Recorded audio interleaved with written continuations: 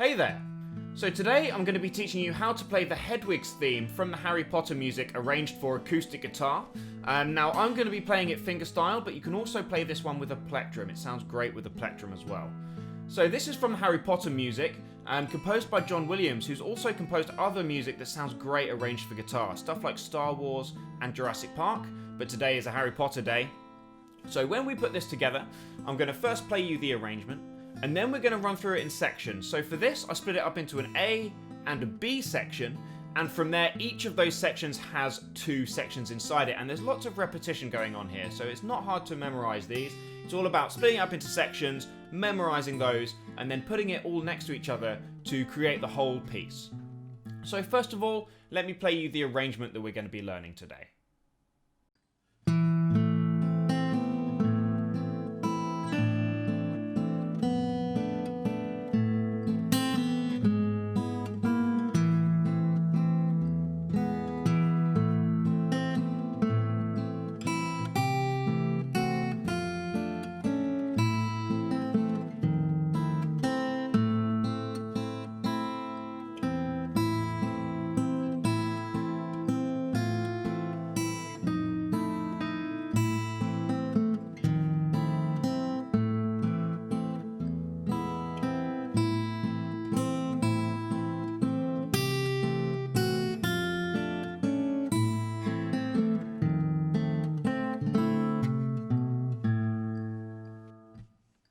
Okay, so first of all, let's look at the first chunk in the section A that we're going to learn. So for this one, you need to start off in the A minor chord position. So this is going to be D2 with the middle finger, G2 with the third finger, and B1 with the first finger, making a nice A minor sounding chord. So first of all, we're going to play with a finger style. Of course, if you're going to go for a plectrum, just pay attention to which string we're going for. But first of all, we're going to go D, G, B in the A minor chord with the thumb first and middle. So we're going to go. And then after this, we're going to take that first finger off. We can either pull off or just take it off and pluck again for the open B. So now we're going to go like this. And then down to the G2. So far, we have this. Next, we've got three notes to add. We're going to play the open E. We're going to put the little finger down on the B3. Trying to keep these two fingers down if we can, because we need them there for the future notes, and just basically keeping our hands still is the most efficient way of playing this.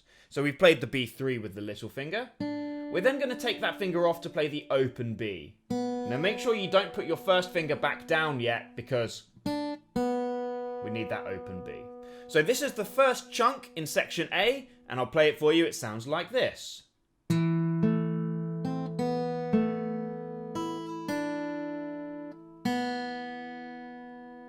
Okay, so next up, let's finish off section A. So we've got this bit to add on. So we're going to play G2 first. Pull off on the B from 1 to 0. And now we're going to move the first finger up to G1 to give that really spooky sounding note. This is the one that makes it sound really mysterious.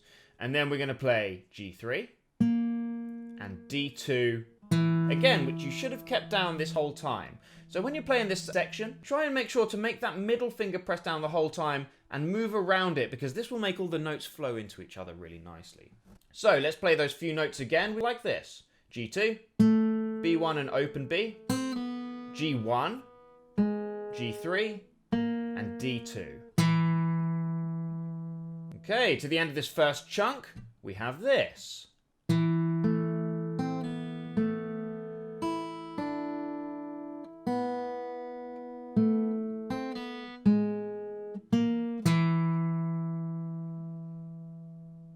Okay, so let's take a look at the second chunk of section A. We're going to start off with the first 6 notes the same as the first chunk. So when we play this, we're going to go. Those 6 notes are the same, ending on the open E. So that's D2, G2, B1, open B, G2, open E. So now we're going to add in a chromatic passage, and we're going to go on to the E, and all chromatic means is that all of the notes are going to be right next to each other here. So there's no gap between these notes. We're going to go to the E3, 2, 1. And again, another really mysterious passage of notes. This is what gives it the whole uneasy kind of sound that this piece of music has. So far, in the second chunk of section A, we have this.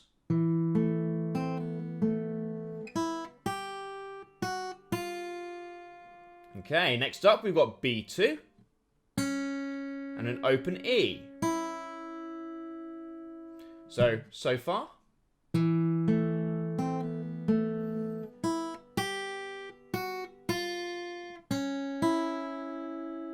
Okay, and you can hear where it's going here.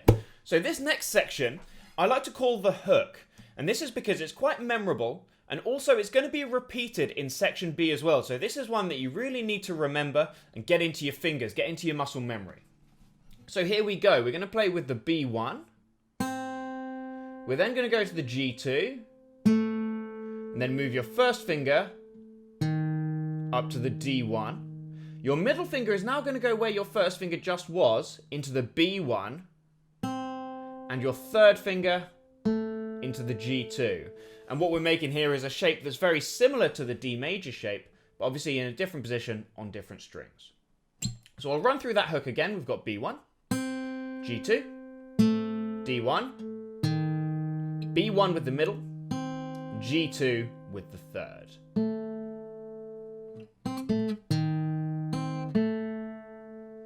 And so if I play this whole second chunk of section A together, it's going to go like this.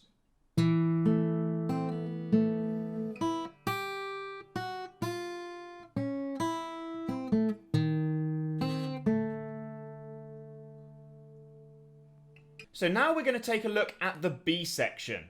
Now this is a really fun section and a little bit easier I think than section A. If you want to see how it sounds, do go to the description to find all of the time codes for the sections and skip back and watch this playthrough again of the arrangement.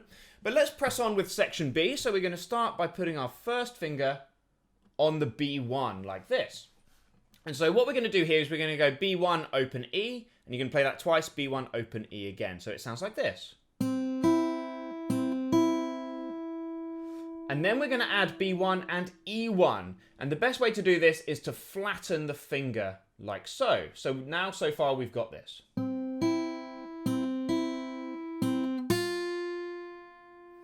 We're then going to go back to the open E. And your little finger now is going to come down to the B4. Another chromatic section. But this time it splits the strings. So it doesn't, you don't play it as if it's chromatic, but it definitely sounds chromatic. We've got the F, E, and D sharp there. So far, the B section is going to sound like this.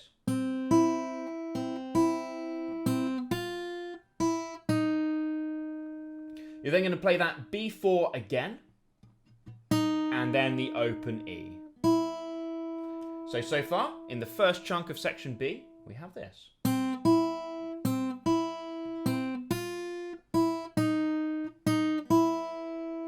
So now, you need to go back into your memory and find the hook that we learned earlier, which is this section. And I told you earlier it was going to be repeated, and this is where we're going to play it again.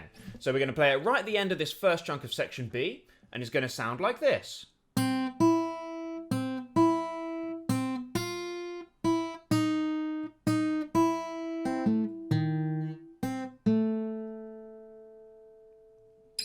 Now that is the complete first chunk of section B. Not too challenging, you just need to make sure that your little finger is going to come down on its fingertip here, so that you don't mute out the E string below it, and that you're fingering this hook correctly, second, third fingers. So now let's take a look at the final part of this piece of music, the second section in section B.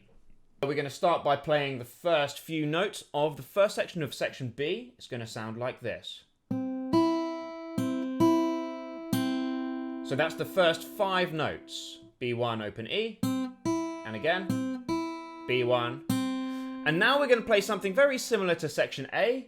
We're going to go 3, 2, 1, 2, open, and then the hook. Now you see, this is identical to that part in section A. So this second section in section B, it's very section heavy, isn't it? So we're going to go like this.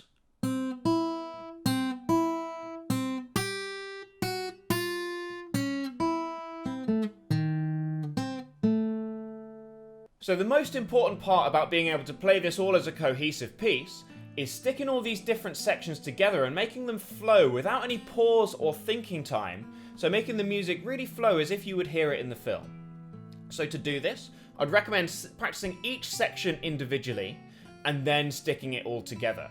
So if you can do multiple repeats of each section, this will really help you with getting it into your muscle memory, getting it into your brain, and then putting all the pieces together and making it flow like a cohesive piece of music. So I hope you found this video lesson useful and informative. I'll be doing more of these John Williams film music videos, so if you want to see more of these, please do subscribe to my channel here. So I hope you enjoy this and you're getting ready for your first concert at Hogwarts. Thanks for watching this video, and I'll see you next time.